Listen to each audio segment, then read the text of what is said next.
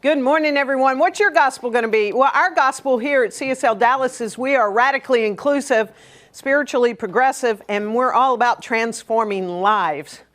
So I want to make sure that you know that, especially if this is your first time. So, oh my gosh, what a good thing. Yeah, Michael says, catch my breath. So I am. I'm going to catch my breath.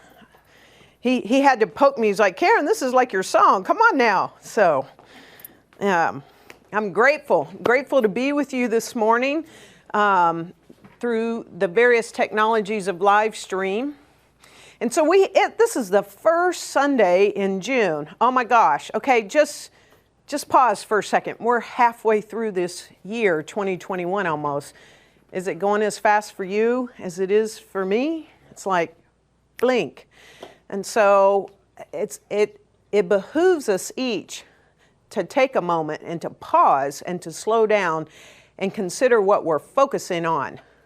What are we focusing on this year? What are we focusing on for our life? What are we focusing on for our collective humanitarian selves? So that's what our theme's about this month.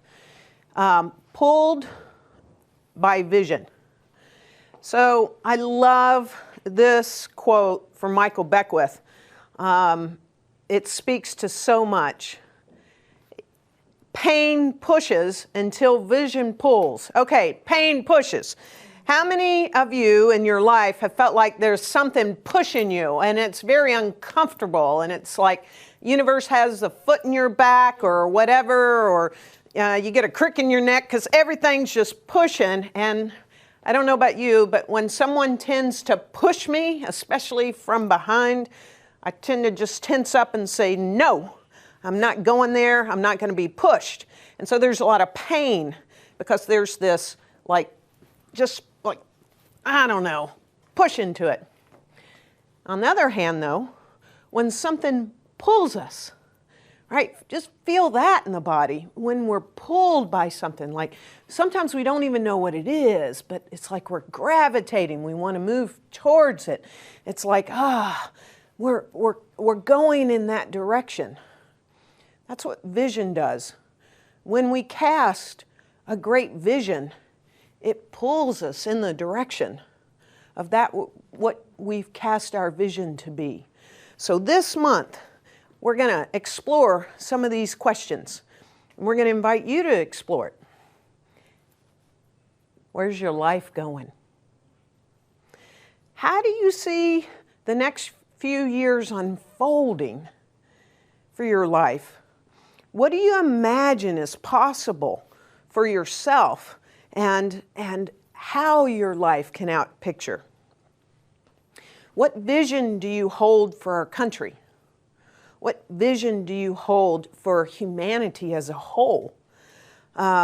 These are important questions. So we're going to take time this month to invite you to explore these questions. We're going to talk about these questions. We need to ponder these questions regularly in our lives.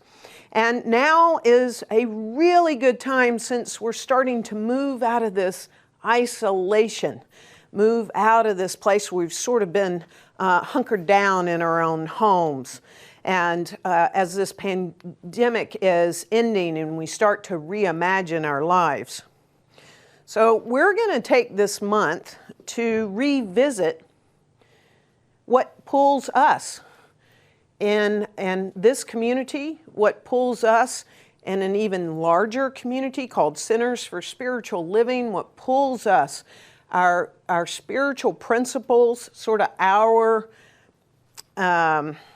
defining documents, Science of Mind, and Centers for Spiritual Living. And we're going to use it as a launching pad for a full expression of the vision of our own individual lives and the creative collective that we are holding for every single person on this planet right now. And when we're pulled by this vision, we can revision everything.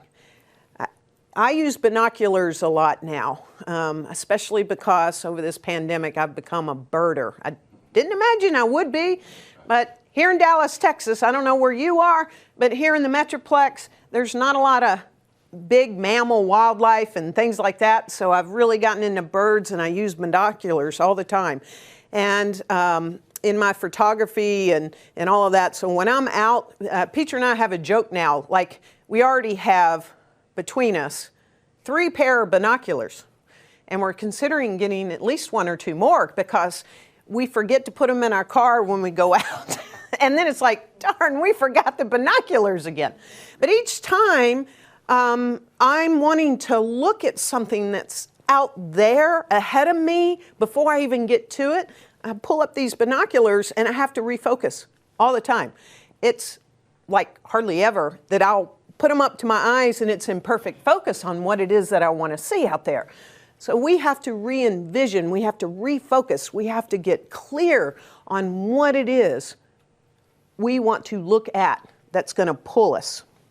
And once we get clear, and sometimes that changes and we need to adjust it, then it gives us an opportunity to recommit to this vision. Later this month, Peter's going to walk us through how we can live from what's called Kingdom 3 consciousness. It's sort of like the stage 3 of spiritual development, and it enables us to live a life more fully of freedom. And Kingdom 3 consciousness, just to sort of tell you in a nutshell, is the recognition of spirit, of life itself, that universe actually acting through us. So that's what Kingdom 3 is, but you got to stay tuned for that. So how is life consciously showing up in each of us? Because it's up to each of us to take up this act of conscious co-creation. And as each of us do this, fully and completely to our best ability and consciously, then we help to create a different kind of world collectively through us. So there is a vision pulling us. In Centers for Spiritual Living, which, if you don't know, we have over 450 communities like CSLDallas all over the world, from large communities, mid-size, smaller teaching chapters, little circles, study groups, all over the world. And we have a collective vision, and it's called the global vision. And that's what we use as something to pull us. So imagine hundreds and thousands of people holding this vision throughout this country, primarily, and the world. We now have a bunch of communities in Latin America. We have a bunch in Europe, and it just keeps spreading. We even have some in Africa. So we are holding this collective global vision. And as we all continue to hold this vision, it must become a reality. And when we place before us a vision which harms no one and serves all, and we stand steadfast in maintaining this vision, it must become a reality. So we each have the ability to have a stronghold of faith, that which we can't imagine anything unlike it. Like the sun comes up this morning, that stronghold of faith that this global vision is a reality in our lifetime. Now, this collective vision that we hold together as the global vision, and the way in which we do this and hold it and see it and feel it and have faith that this is a reality, this is the same thing that we do in our microcosm of our own individual life, our own expression of life. It's so as we talk about this world that works for everyone and how we do this, we can do the exact same thing for our own life. So that's why it's a world that works for everyone and a life that works for me. No one's left out. So I'm going to bring not all of it forward, because that would take a bit. But I'm going to bring forward 3 key elements for today of our global vision.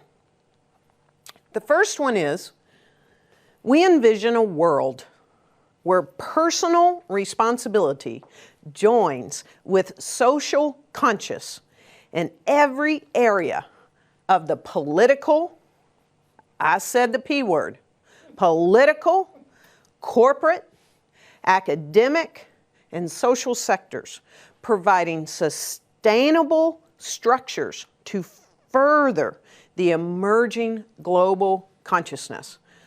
So we each must take personal responsibility. And we each can take that personal responsibility up in all kinds of ways to ensure that this does happen in our political sectors.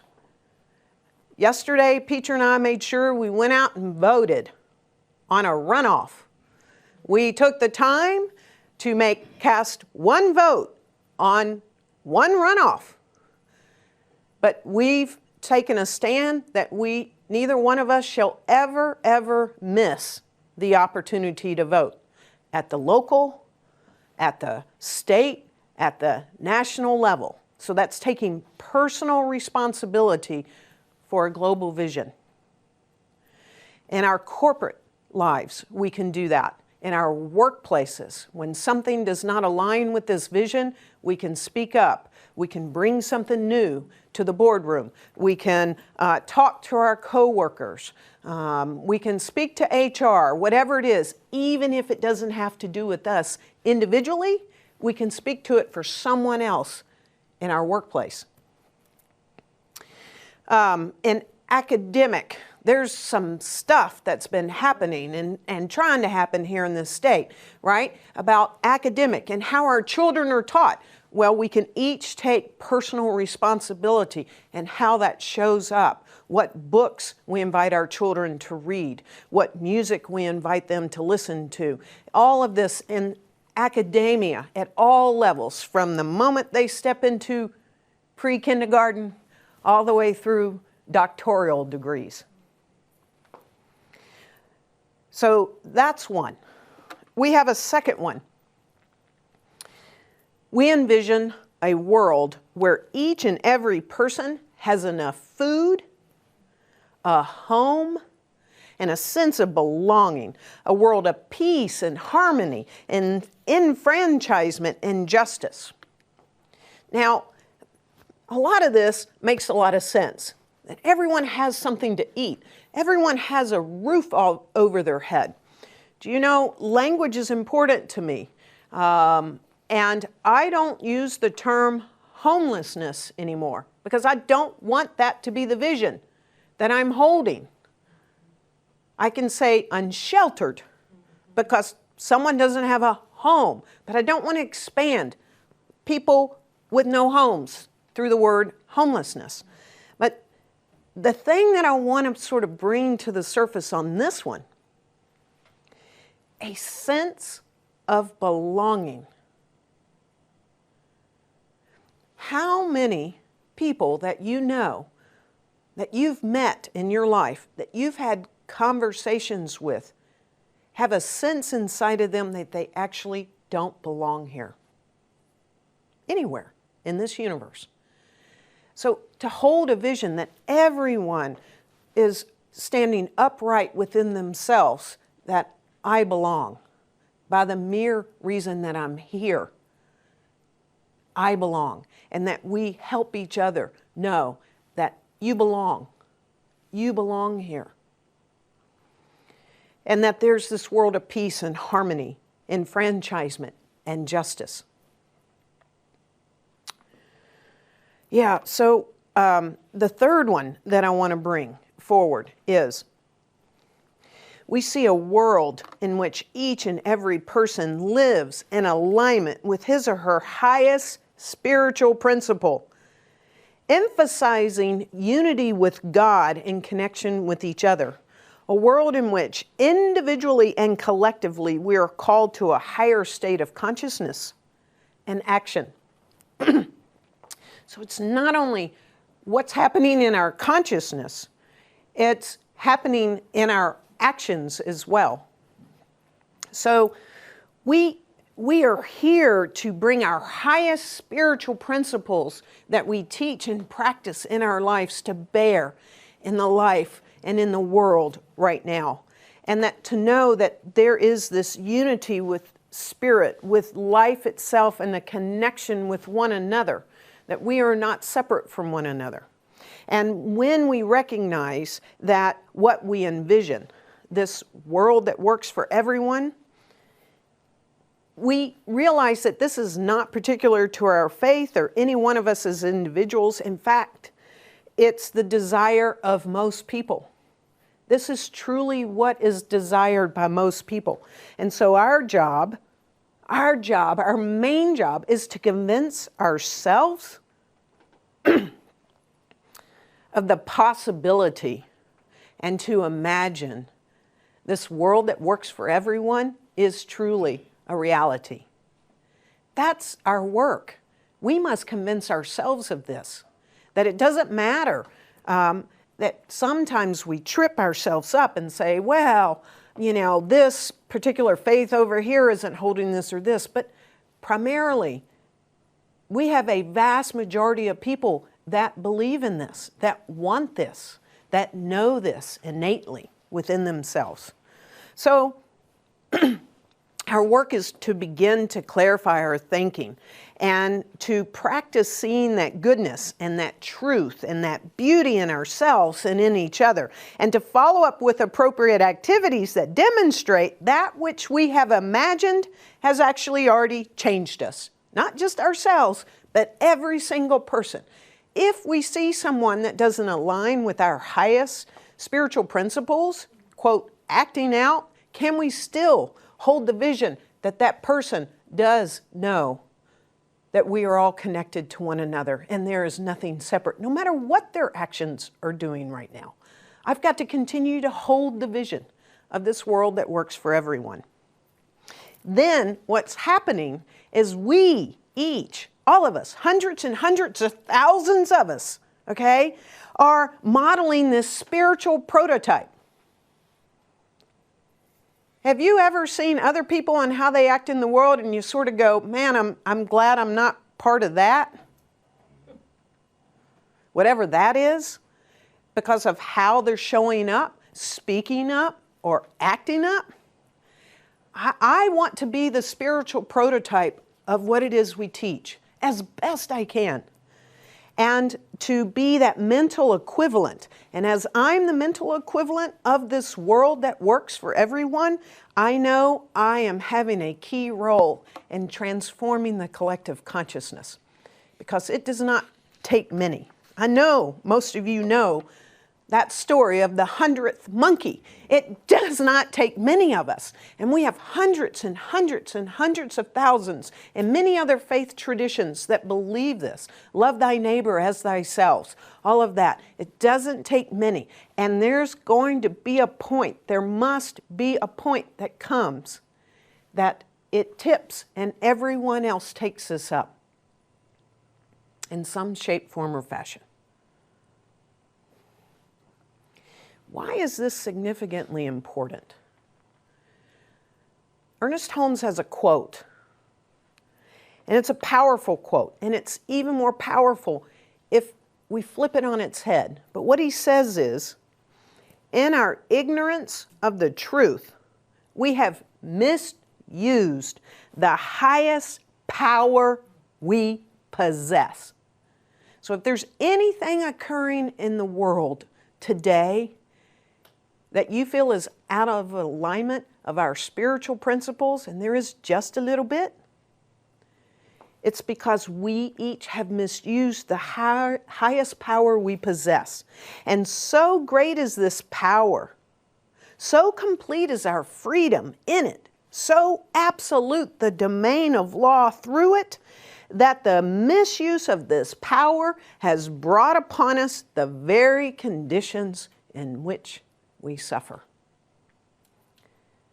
So the good news is we've just misused the power. It's like having the best technology and we're not using it correctly. And all of a sudden we read the instruction handbook and go, oh, this is how it's supposed to work. I think I'm going to start using it this way. Then all of a sudden the cordless drill works the way that it was designed, or the computer is actually connecting at a higher speed, or whatever it is, right? It's almost as if we've been driving the automobile in reverse the whole way, and that's a little challenging. But we can hold the vision and use it. And it's the greatest power there is.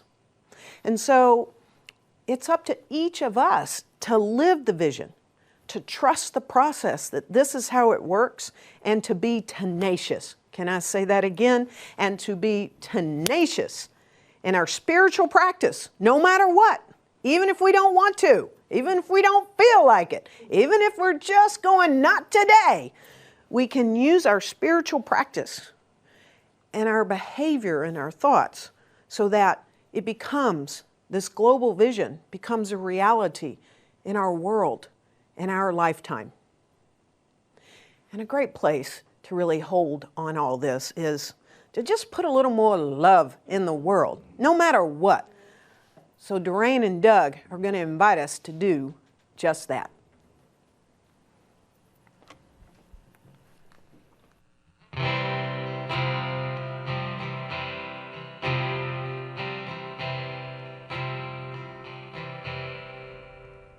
It's the bluest of the sea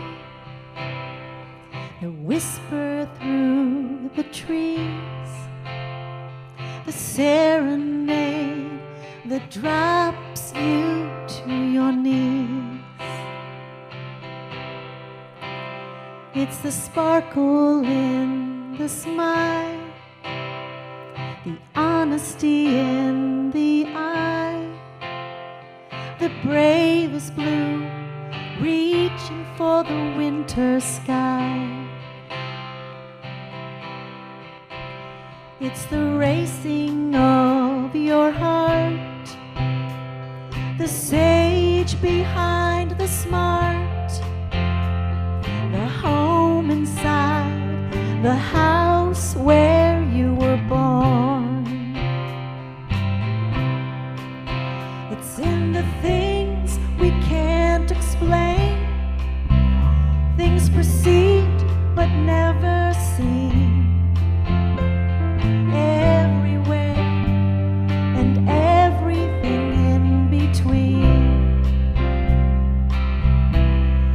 Taming the monsters under your bed, fighting the wolves up in your head.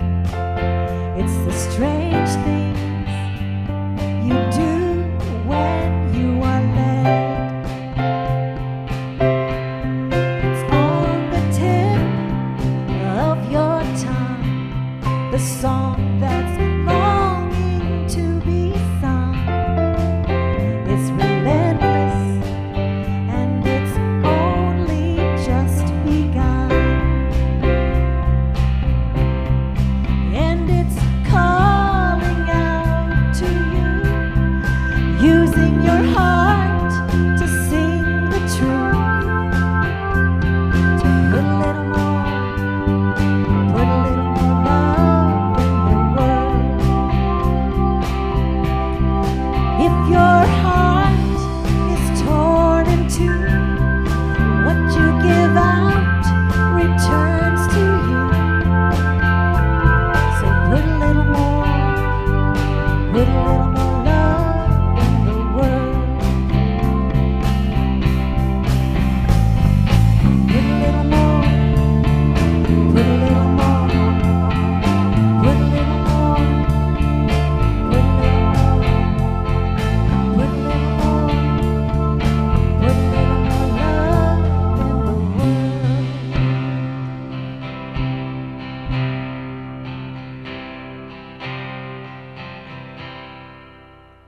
And there's no place that it's not, and there's no time that it stops.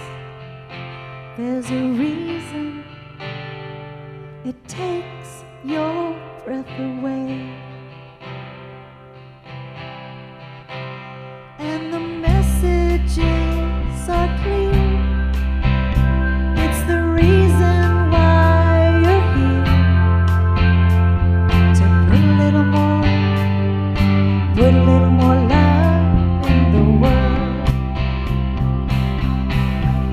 If you're the only one to believe, then stand up and set it free. And put a little more love in the world. If you're standing brave and strong, or just barely hanging on, put a little more love in the world. Put a little more, put a little more, put a little more, put a little more,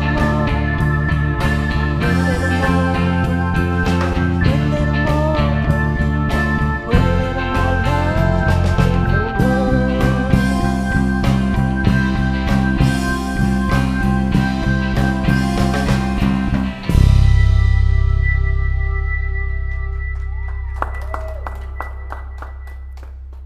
Thank you, Doug and Doreen.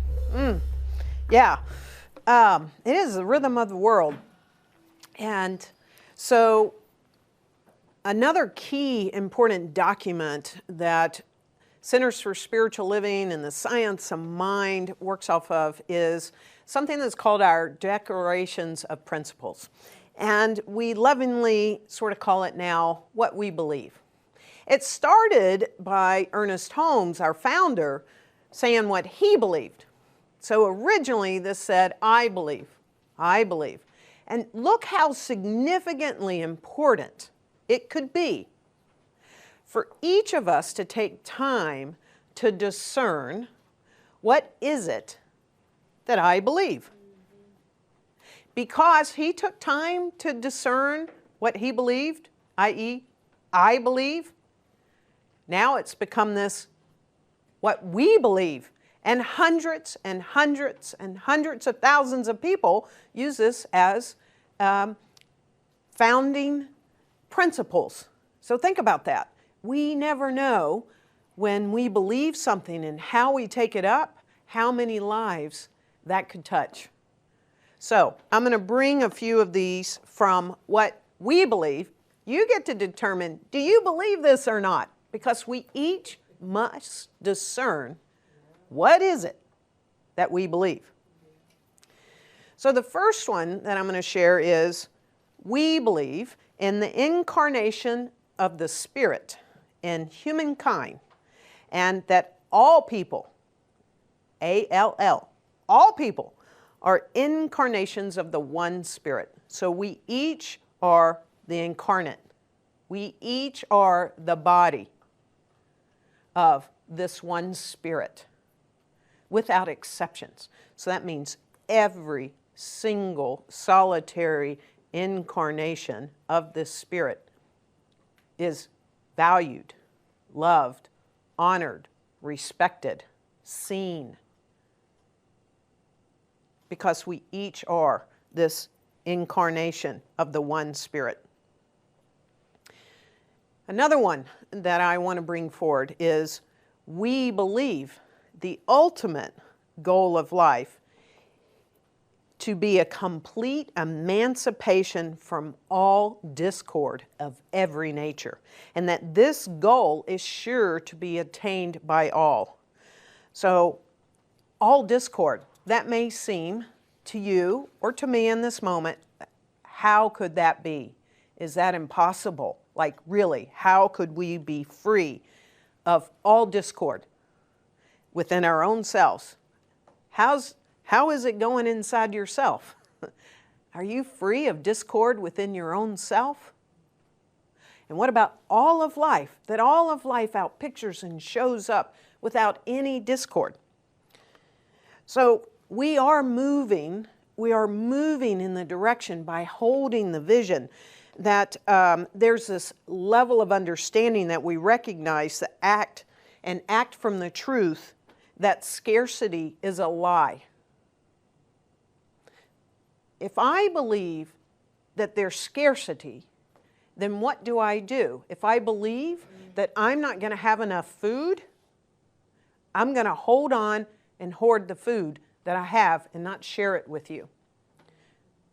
If I believe that I don't have enough money, I'm going to hold on to it and I'm not going to share it with you.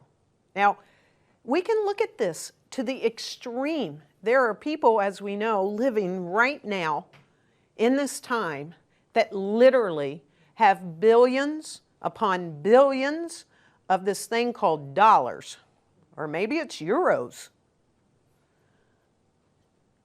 And they're holding on to it like that's not enough.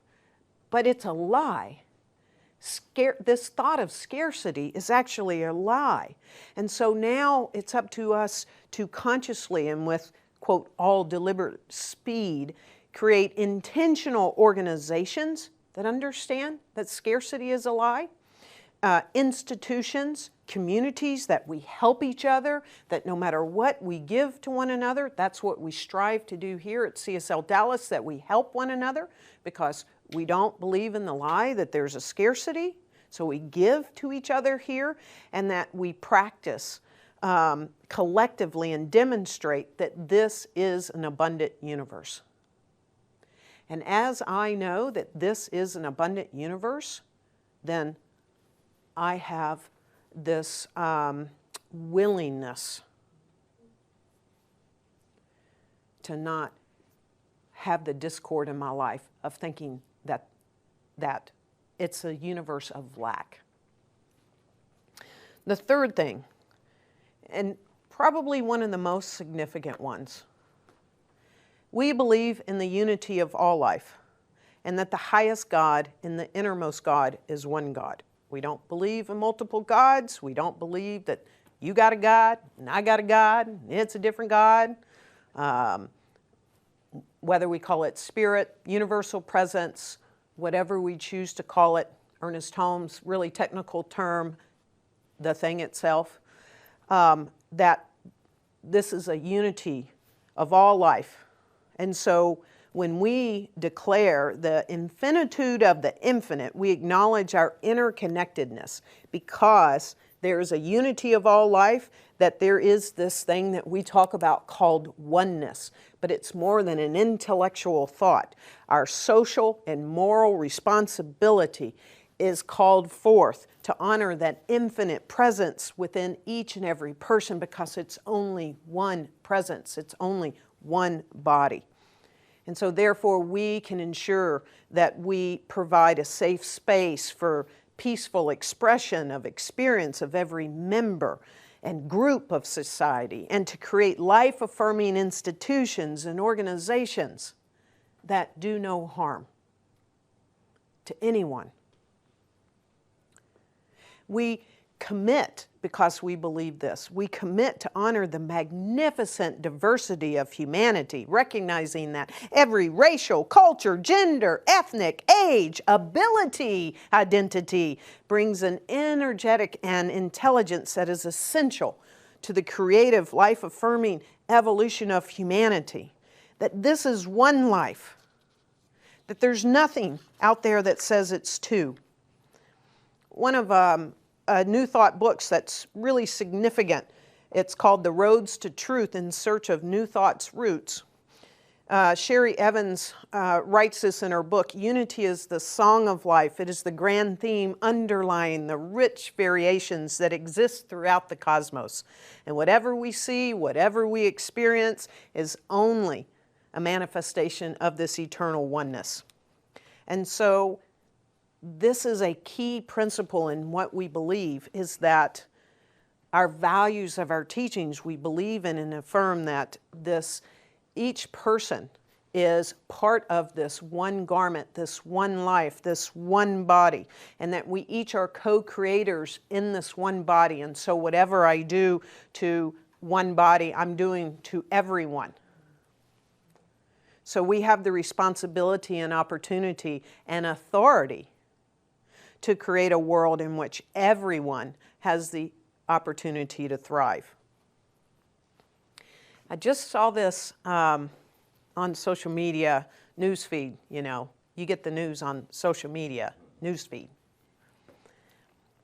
But this is Pride Month. I found it quite interesting that here's a beautiful expression that how, no matter what, we can hold the vision of this world that creates a world that works for all, works for everyone. There was a few people on a boat in California, and they were celebrating Pride last weekend. And they were having a great time, minding their own business, just getting along really well in their boat with each other. And there was another boat that came by. There was a couple in this boat, and they came by and they saw the pride flags and that these folks were having a good time in their boat, just minding their own business. They had to put their business and sort of put themselves and what they thought about that business in the boat. And so they came by and they shouted some not so nice things. They showed the middle finger quite dramatically, okay? And they were expressing their views, their judgments, their thoughts on these folks in the boat. Done in there. See, we're one body. We're all connected to this. It wasn't even 5 minutes after they drove off that the boat that was celebrating saw smoke coming out of their boat. And all of a sudden, their boat caught fire. And guess what the one body did? It went and literally rescued the people in the boat that was on fire. Love showed up and saved those that were just having judgment. And this is, I think, the perfect expression, because we can hold this vision of a world that works for everyone and a life that works for me, because I got to imagine that those two people are forever changed. Because love, the love boat, showed up and saved their butts before the Coast Guard could get there. Love showed up. No matter what they experienced from these two, we're in this one body. So we can be inclusive in our cultural and spiritual engagement and continue to create safe mental, spiritual, and physical spaces that everyone is welcome. I love this quote from the past president of Czechoslovakia. He says, "The salvation of this human world lies nowhere else than in the human heart, in the human power to reflect, and human responsibility." I know that those human hearts were forever changed, and those human hearts are reflected on what transpired in those two boats. And I know they've got to show up differently. So there are things that happen a lot on social media. Sometimes it's very disrespectful, sometimes it's mean, sometimes downright hateful. Have y'all ever seen that? It comes on my feed every once in a while. However, time after time after time, what we do is we get to witness together that we show up for one another across boundaries of race and class and gender and ability and all of that, especially when there's a disaster or catastrophe, like a boat on fire. We show up. When fires raged last year all across the United States, we've collectively moved through COVID-19, explosions in Beirut, weather catastrophes, whatever it is, that we continue to see examples of heroism and mutual love and respect and support, that love thy neighbor behavior. And so this is the vision that we hold. We hold this vision. And the more we move from I to we, the more this vision will pull us. And it wouldn't be like from an unexpected source to bring a quote forward that says, when I become we even illness becomes wellness. So this pandemic, if nothing else, Malcolm X marked the spot. X marks the spot that when we move from I to we, anything that ills us, anything that causes discord, anything that this pain that's pushing us, this vision pulls us to this world that works for everyone and a life that works for me as we continue to move from the I to the we. So I invite us, anyone that is connected to CSL Dallas, there is a reason in this season that you are here. Because I know you've got to believe in a world that works for everyone, or you wouldn't stick around. And so I'm going to invite you to go to our website. And you'll find a slider where you'll see this heart, this global heart, where it says, "We envision a world that works." That is where our short version of the global vision is. I invite you to read it. I invite you to print it out. I invite you to put it somewhere. I invite you to hold this vision because it is a profound vision. And you, amongst hundreds and hundreds and hundreds of thousands of people, sure to be millions, are holding the same vision. And it must become a reality as we let this vision pull us. Let's go within and anchor it now.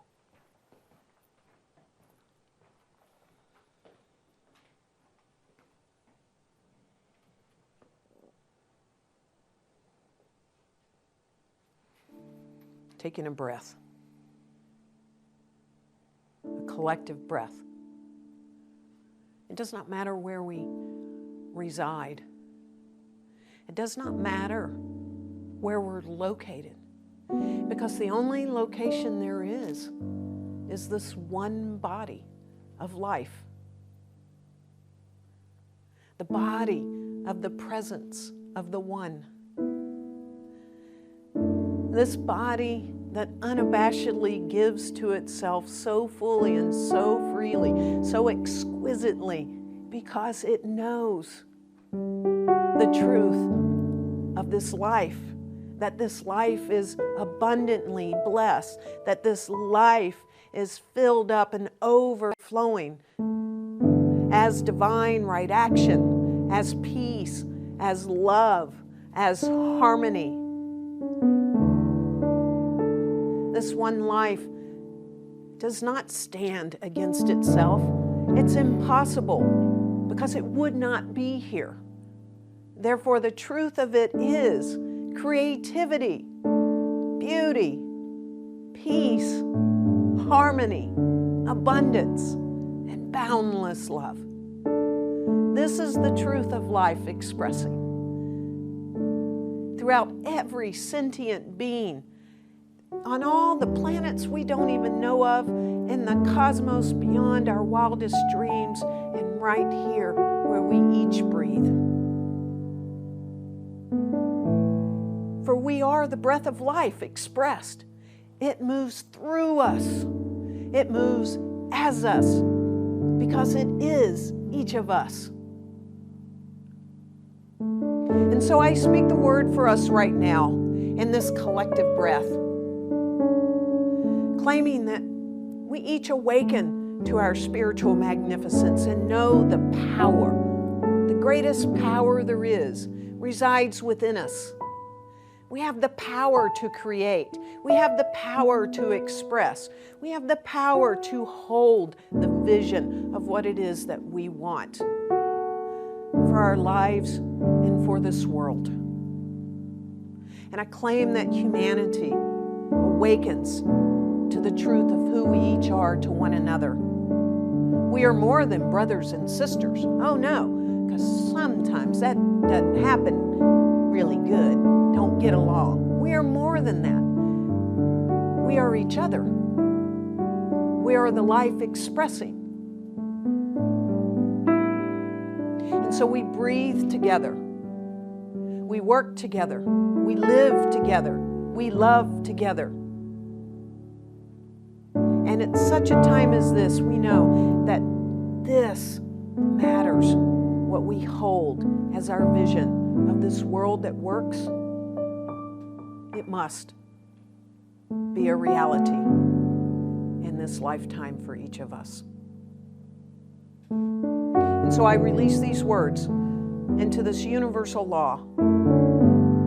In full faith and trust, I smile and know that this is already so.